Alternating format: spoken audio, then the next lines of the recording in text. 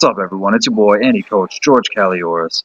This is a kind of a long video, so if you watch it, make sure you watch it. Hit the like button, hit the share button. I really appreciate that. Share it with your friends. But anyways, these are some dynamic effort deadlifts. You can see even though the barbell is not moving as fast as it should be, I'm still trying to move the bar as fast as I can in my mind, and that's what makes it dynamic. Been coaching lately, and one of the individuals I coach has a hard time with speed, and I says something to this individual, and she says that she has a hard time moving fast, and I've implemented some dynamic effort work with her. Hopefully it'll help, but if you don't put it in your mind that you need to move fast and you just kind of go through the motions, it's not going to be any better than just doing repetition effort. So, that being said, hit up the deadlifts for dynamic effort, then hit up the squats for dynamic effort. And then later that night, I did a ton of repetition effort deadlifts. Nothing too heavy, it's just 315. I did 3 sets of 15 with this, and it really killed my hamstrings, actually. My hamstrings are sore for a couple days afterwards. But it's pretty nice, you know. It's pretty nice to have the deadlift where you can kind of hit it from just the knee and still train the entire deadlift itself with a ton of reps and a ton of time. Otherwise, you know, I wouldn't have been able to do 315 at all that day. These chest supported rows with a pause at the top, I love. I only use like a plate with these because they don't need to be too heavy. Really squeeze it together at the top, hold it in the upper back, and it really feels good. It feels like, you know, your traps are getting blown up, your rear delts, your lats are getting blown up. And do them for no less than 8 reps. Sandbag carries. I really didn't feel like doing these that day. I had to make a new sandbag because the one I was trying to pick up was just too damn heavy. So I did about 10 times back down and back. I would break it up. Sometimes I would go twice, sometimes I would just do one. And then I went ahead and did some Olympic lifting for just some heart rate conditioning. Nothing crazy, nothing y'all haven't seen me do before. Just practicing the technique, practicing the overhead squat, the style. Felt like my lat was going to blow out. My left lat was going to blow out that night doing these overhead squats. Yeah, I don't know. Probably just because my shoulder was kind of hurting and it was hard to get into a really good position, so I think my lat was super compensating for my shoulder, and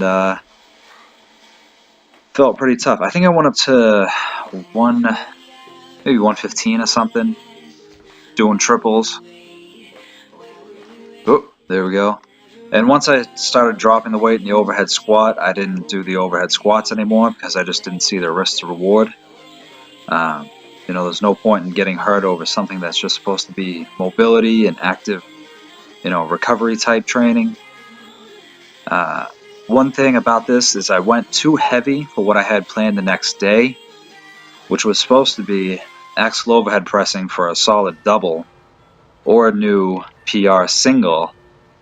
And this is 180 right here, and 180 moved just fine. You know, I'm still having a hard time cleaning it, and that's ultimately what killed me. So 180 I blasted up pretty easily. You know, it doesn't look like it's moving fast, but again, in my mind, it felt smooth and it felt good. So this is 190, and it just crushed me. I couldn't get the clean. I didn't feel explosive enough because I think I went too heavy the day before to continue explosive speed. So as soon as I tried to push it overhead, I failed. I was so close to getting it up, and I couldn't do it. You know, I didn't have anything left in the tank. So, you know, let that be a lesson to you. If you're supposed to be going light, go fucking light and don't go too heavy. You know, there's no point in killing yourself on every workout because it does bleed into the next training session. It's something I've preached for a long time. I don't like going too hard on every single training session because of that. So, you know, it's all about moderating how much work you do, how much effort you put into the work. You know, just because you can doesn't mean you should. Just because I could have gone up to 135 or 115, whatever, doesn't mean I should have, and I shouldn't have in this situation. As soon as I dropped it, you know, overhead, I should have just left it alone and walked away from it. But I didn't. I kept going because I'm an asshole. And so now it bled into my actual training, which is more important, especially coming up on these last couple weeks. And this is 180 that I'm doing overhead now. I did it for a set of 3, and then I did it for a set of 4. So now in my mind, as soon as I get to 190, I'm going to be fucking scared of it. 200. I felt like I could have gotten 200 over my head that day, but I couldn't fucking clean the axle, and ultimately it fucked me. So let that be a fucking lesson.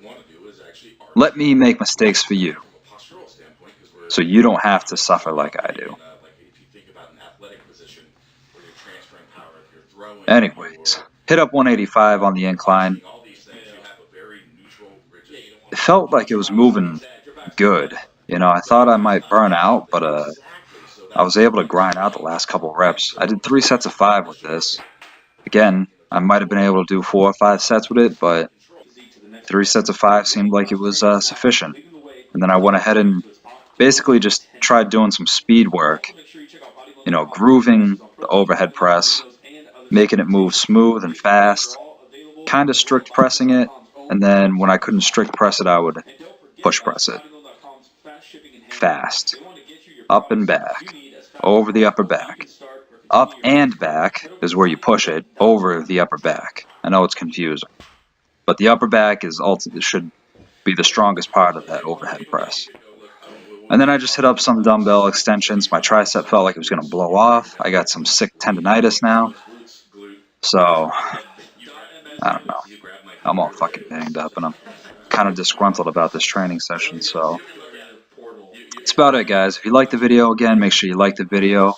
I did some curls after this, so if you want to shut it off now, you can, or if you want to stick around and get 20% off Highlight off your first order, just stick around and wait for the code at the end. Appreciate your time. Appreciate your love. Make sure you share it with your friends.